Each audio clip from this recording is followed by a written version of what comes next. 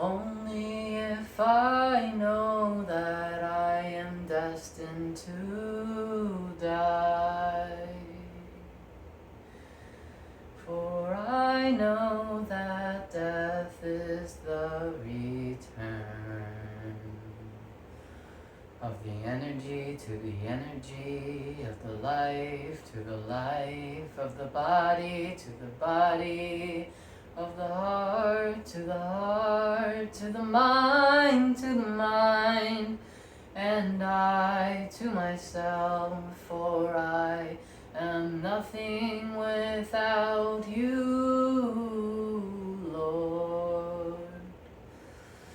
So thank you, thank you, thank you for this moment that's eternally everlasting and repeating itself again and again and again and again, and for freeing me from this curse of samsara. For you willingly gave your life for that which is in God. And to see that the surrendering of the soul gives life eternally through the humility of Christ, frees me from the bonds of death, because what could it do to me? It cannot take me away from you. Thank you, dearest Mujiji, for showing me this. Papa Ji and Ramana Maharshi, for showing me who I am. For I am nothing without you, Jesus Christ, my Lord, my King. You're everything to me. You are my heart itself, without question, without fail, over and over again.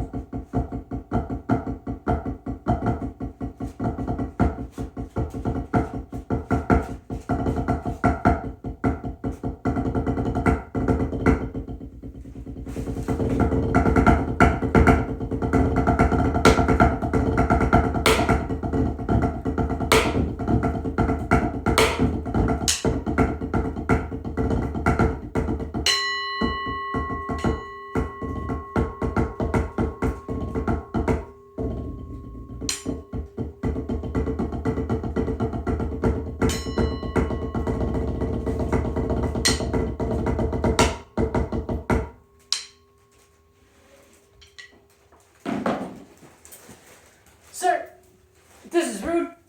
How did you even get in here? He opened the door all by himself, apparently. Look at him.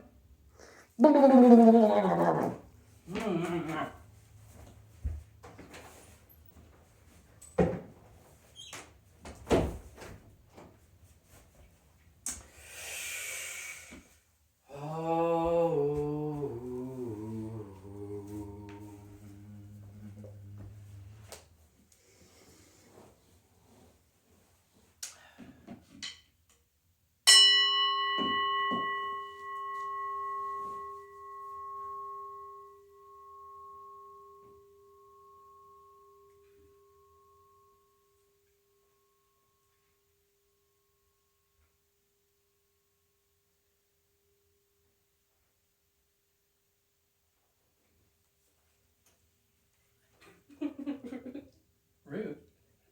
How am I rude? Oh, you put him in the room. I see. I was like, did I leave the door open? Pretty sure your video caught that. Mm-hmm, it did.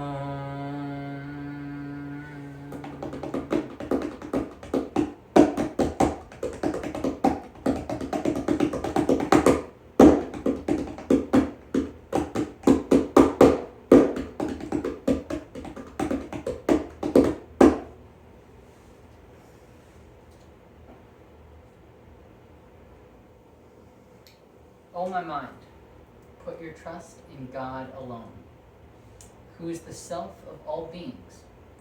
She is the source of sentience, the one who gives life and joy to the world. O Lord, it is not my idea to be apart from you. And you being infinite, it cannot be yours. Whosoever's idea it is, please disregard and dissolve me into you forever. O sublime one, Your grace has made it known here. I am not something living life. I am life living itself. I am life itself, and also the witness of life. And even beyond this, I am. Such exquisite understanding you have revealed inside my heart. How auspicious. Holy One, you are the living God who shines as I in this form.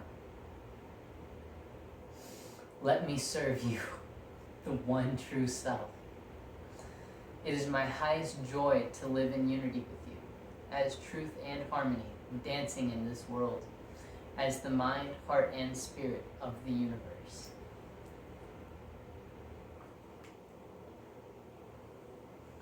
Holy Mother, Holy Father, Holy Spirit, spare me the illusion that even 1 second belongs to a me. All is you. I am yours. I am you.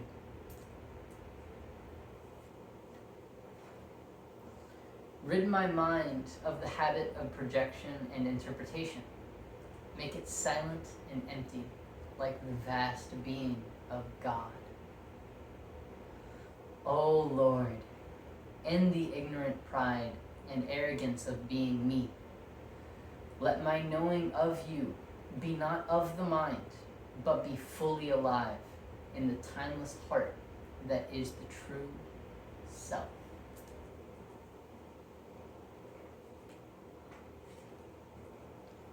I am seeing that all this impersonal movement is being interpreted through the mind as personal due to the sense of a separation from you. Dispel this delusion, my Lord. Divine Father, having bestowed upon me the Christ faith in you, let me share this divine joy with all those who hunger to meet you inside their hearts. Even to say thank you, there comes a dullness, for words are weak. They come after the fact that you, my own heart, are the existence, the timeless and the imageless, with witness of all. O light of my heart, through your guiding grace have I come to see the ways of the mind. Thus you rid my heart of the longing for satisfaction in the field of impermanence, samsara. My fullness and emptiness, my complete and blissful contentment are you. There is no life apart from you. Loving and merciful Father, your compassion knows no bounds. May all who seek you, whatever path they take, find and enter your gracious heart. O light of life, show the way beyond the person into the true heart of God. Reveal the open door so that all can pass through into the imageless self. Beloved, what a powerful play you have made. What a magnificent miracle you have performed. To have filled my heart with the love and reverence for you. Please let me never go to sleep. O Jah, let me not be attached to any desire to preserve or persuade a life of delusion. Let me remain in the bright light of your supreme being forevermore. Sila.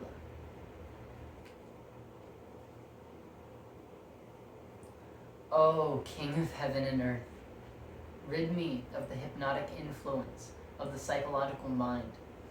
Annihilate all pretense. Let here pervade only the Christ light, your Siva being. Om.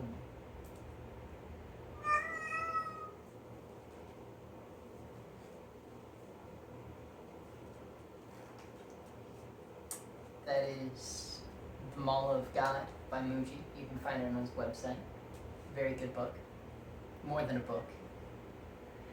I'm reading the book New Seeds of Contemplation by Thomas Merton. And in light of that, this is very, very helpful. And also just in light of, if you know, you know. No one can understand this life. No one. Not a single person. And my only wish is to share this with you, because this is your birthright. Let's talk about the love of God. So there's the infinite fractal of being, and one way I like to imagine this is imagine absolute void, and then imagine absolute infinity. And I've probably said this before, but so void is zero, infinity is, everything is infinity. But this is a relationship, you see? There is nothing, and then there's everything, and then there's the number line in between. But this is a positive number line, without even the decimals. Depending, you can go at it infinitely different ways, but in essence, take the positive infinity and then negative infinity, and define that as one unit, and use that unit, multiply it times 2, times 2, times 2, times 2, and just use it to get to infinity. Then find void, because void never changes. It was always there, it always is, it is that which is. And infinity is the journey into complexity. It's like you could take one path straight, but you could also take 2 paths, but you could also take 4 paths, but you could also take 8 paths, but you could also take 16 paths. And it just branches out and becomes real, and it's this dance. It's the beauty, it's the essence of creation. It's a seed growing into a plant. It's that whole and then branching out and expanding and getting leaves and taking in sunshine, and then doing the whole thing over and over again, where the generations go by. This one grows, dies, this one grows, dies, this one grows, dies, grows, dies, grows, dies, and then you have the entire lineage of this. You look at it. It's so beautiful, and each one is its own individual one. It's like, it's not an exact carbon copy of the next. It is exactly as it is. Not as it is. Just, and it's so free, and it's love, and it's without question, and it's never ending, and it never fails. Never. It's so... And it's harmoniously designed, and I can't recite it to you, but there's this experience where you can create your own self, and it's handed to you, and you hand it down, and it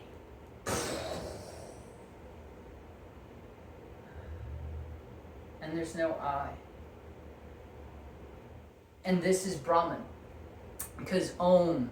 It's, I forget how the exact passage goes, but it's something to the extent of Brahman is the bow, and Om is the arrow, and as it shoots, like, and I view it with the Dhammapada line, make this thought not firm like a fortress. It's the ability to go straight through a thought without distraction. And so an example is, my favorite example at this point in time, seed, plant,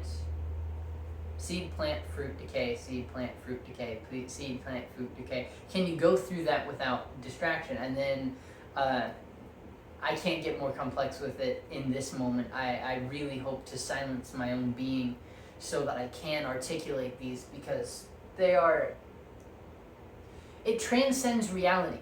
Because, like language shouldn't exist. Terence McKenna. I say this because I'm not going to be able to unpack all of this, but if you're interested, look what Terence McKenna has to say about language. Language in that way seems to precede reality itself, because think about before the Big Bang. We always take the Big Bang or something because the universe exists, so we take it as a postulate that the universe exists. Well, no, nothing exists. Because everything that is born dies.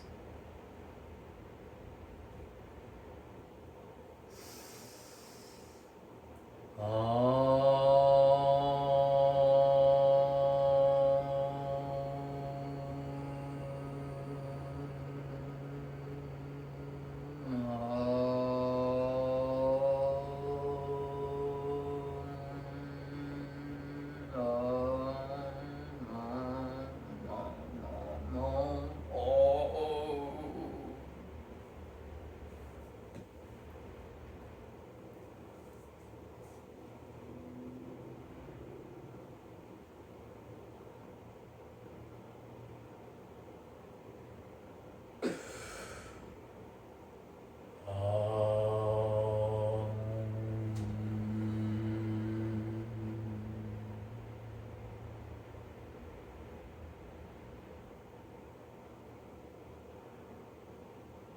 darkness is the silence of death,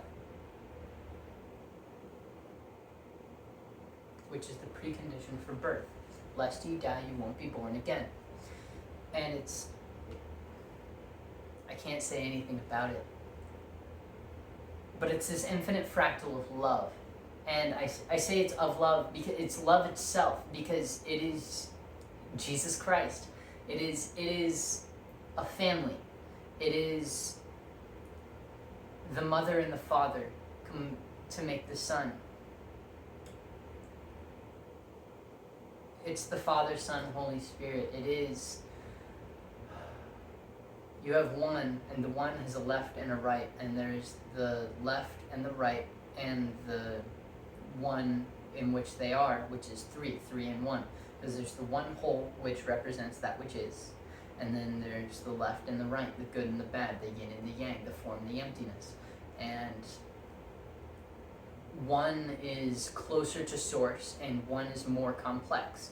And you can see humans are better than consciousness, because all animals, all life, all everything is conscious. But we're different. We're sentient, and not only are we sentient, we are intelligent.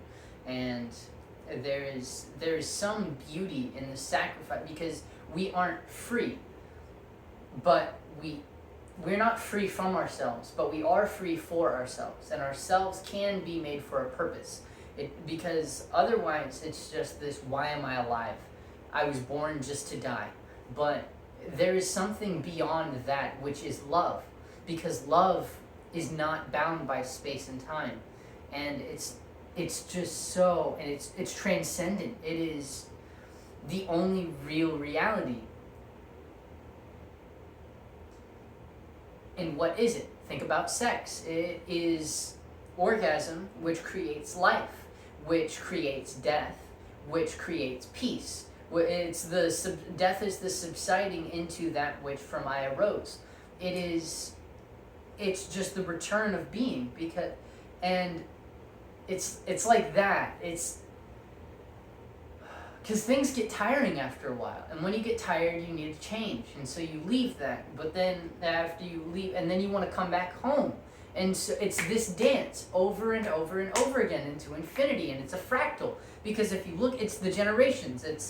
It does this spiral thing. It does this branching thing. It does this.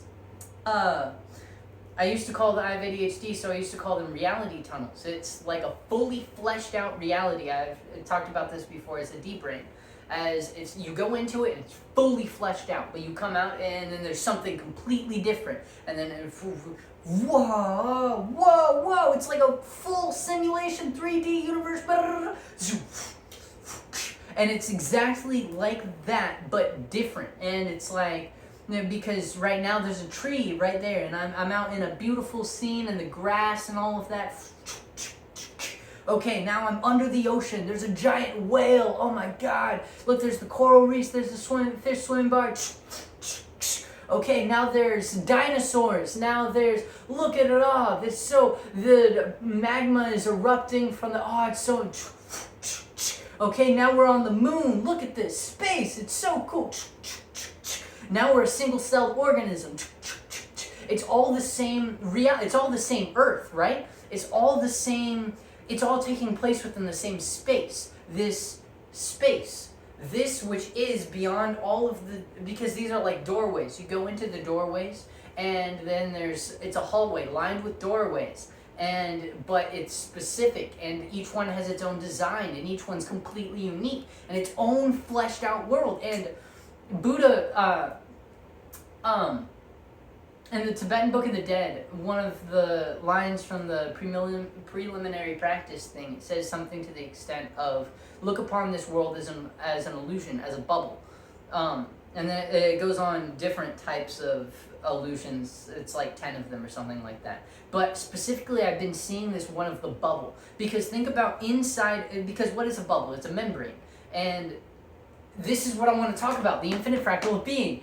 It's because there's the space, which is in and of itself, as itself, which is that which is, cannot be said anything about it. It just is, and it's holy, and it's the space in which all things exist. It's consciousness. It's the substratum, and it's like water. you can think of it like, my way of thinking of it now is there's mindfulness of awareness. There is awareness of mindfulness. There is consciousness of awareness. There's consciousness of mindfulness. So it's this Trinity, Father, Son, Holy Spirit. It is Mother, Father, Child. It is seed, plant, fruit. It is that Trinity which is the origin of all life, because it's the fractal of being. It is that which has a left and a right, which encompasses itself, which is defined as one unit, which has a left and a right, which is and it creates this eyeball-looking shape of Pisces. And so it is that, and then that you can follow into this like chain of being, into it's the shape of DNA. It is life. It's this process, and it goes forth from the Big Bang and it to the. Okay, so the bubble. Think of life. Look upon this world as a bubble. Oh wait, that's not the. That's not the Tibetan Book of the Dead. That's the Dhammapada again. But the Tibetan Book of the Dead has something similar. It's like, because it's the same basic principle. It's Buddhism, but different branches of Buddhism, but Buddhism, and that's one of the reasons I love Buddhism so much, because it's fleshed out.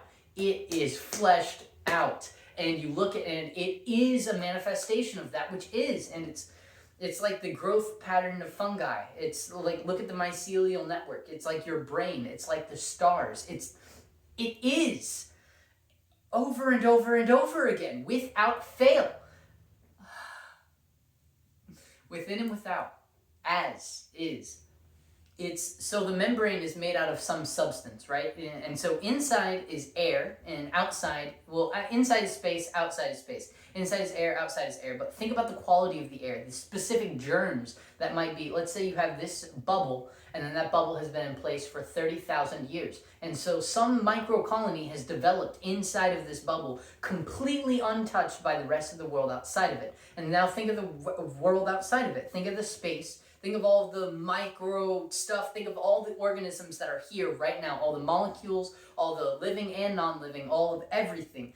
And it's just there as it is, and that's grown on its own. But this little bubble has, and so what is the difference? Nothing, because it's both space. Inside the bubble is space, it's cup space. Outside the bubble is space, infinite space. It is, and then you could see that inside of a bigger bubble. And then what's outside of that bubble? Space, like outer space, without oxygen, without life. And so then space, and so it's always like that. And so, but it's individual and complex, because inside the bubble, if you let it set for a day, if you let it set for a month, germs will start to develop, colonies of microorganisms will rise and fall. Because it's just like everything comes and goes, because everything breathes, everything works together, everything changes, everything's born and then everything dies. It's all, and because of the way that every individual thing is, because everything, you can think of everything existing as it is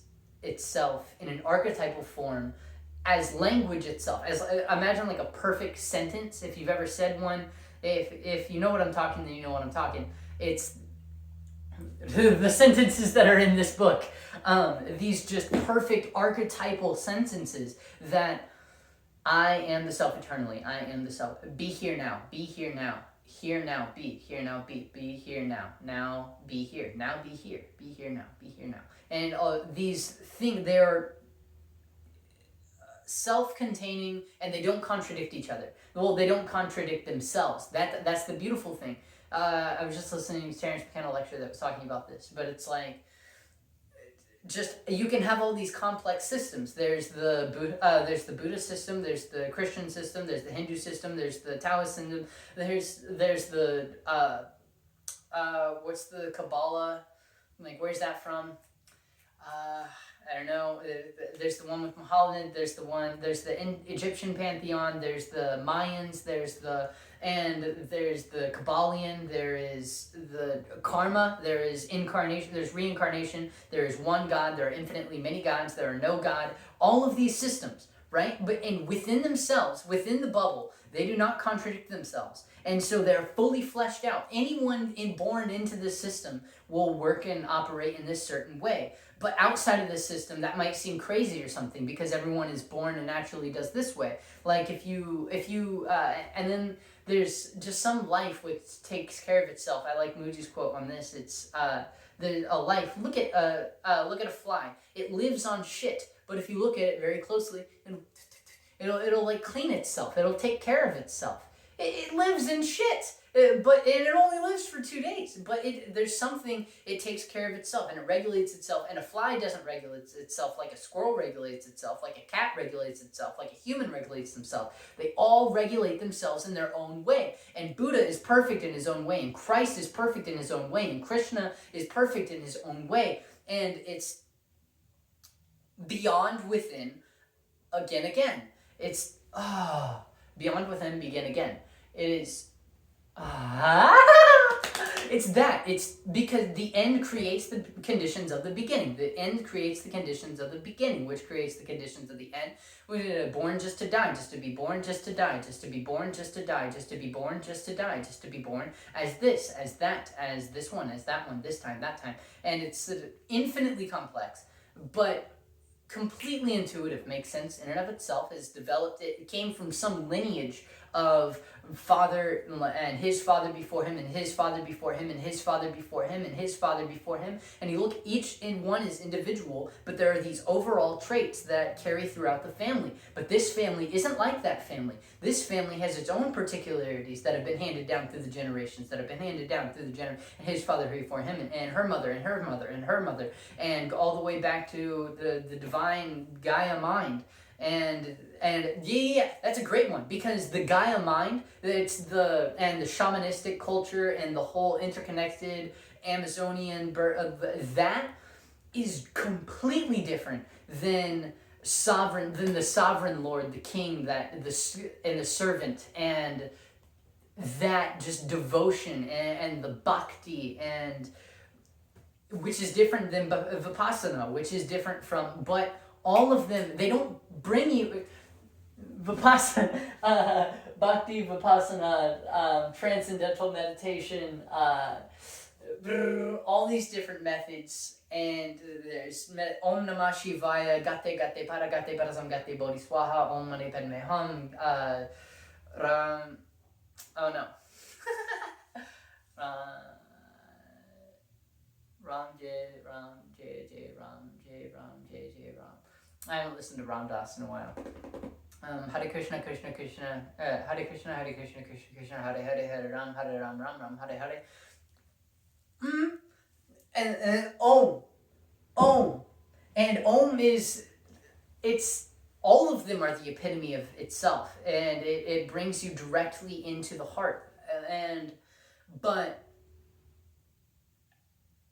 just on the premise that the Upanishads are so insistent on Om, I don't know if I would call it faith, but like I have some understanding that Om is special, but not in a special way, because all of them are special in their own way, and they will bring you to that which is. But just as an example, and just because it's Om, it's the Om, the eternal Om, which is birth, death, and it takes place within it. And where does it come and where does it go? This silence, which is in itself the eternal Om, which comes from within. And when you're silent and then you die and then you come back, and then it's God is speaking in your heart, and it's not some special experience where God came to me in the flash of lightning and my face was glowing and I knew that I could walk on water, and nothing like that. It's just the resonance of the silence and the harmony of being, and I breathe, and the germ breathe, and the cats breathe, and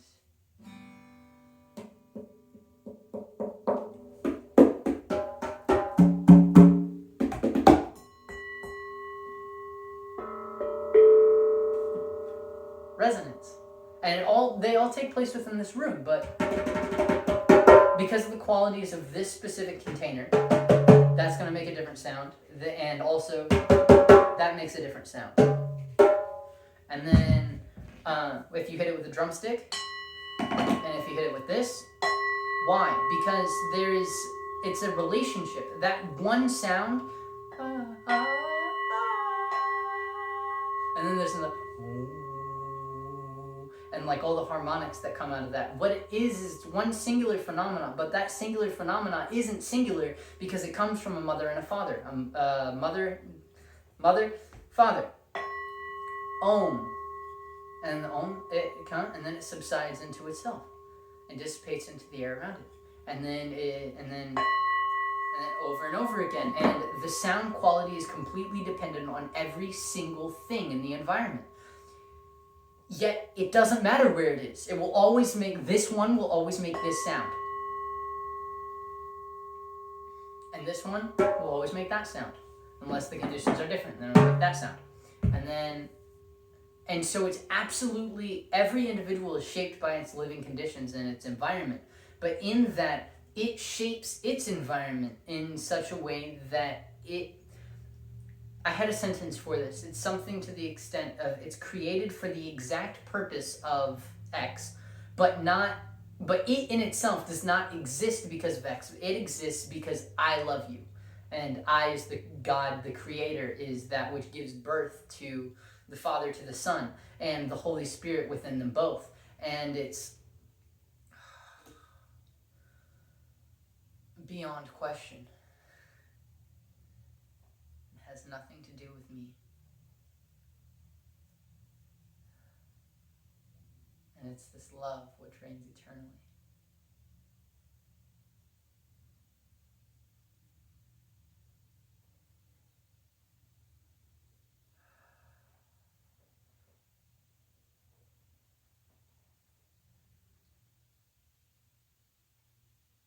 God alone is. And it's like how there's water, which can take the form of an ocean, which has a wave, which can evaporate into a cloud and become rain, become water in the form of tea, water in the form of a stream, water that goes underground, water that grows into a plant, which goes into an animal, which goes into X and Y and X and Y, but it's always water. And what is water? Hydrogen and oxygen. And so what it is ultimately, and what are those? They're arrangements of atoms. What are those? Arrangements of quarks. And it's all the fundamental substratum. If you understand gold, then you understand all forms made of gold. If you understand steel, then you all understand all forms made of steel, because it is nothing but a name and form. Everything else is just some language distinction, linguistic distinction. But the truth of the essence of, and then the essence of the essence, and the nature of nature, the heart of heart, the observer of who sees, who watches the watcher. I, who's this I? And it's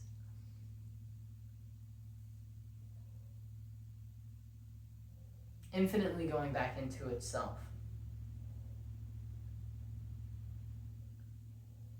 as itself, and then expanding outward in a beautiful dance, in harmony, because a tree is God. A tree itself is just the beauty of life itself. It's just so whole, it's so...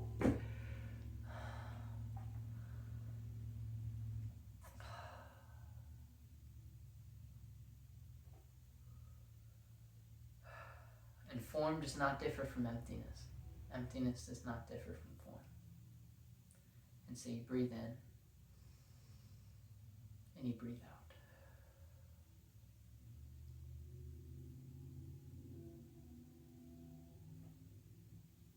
Thank you. May your day be blessed. May your life be blessed. May you be blessed. May this love exist eternally as is.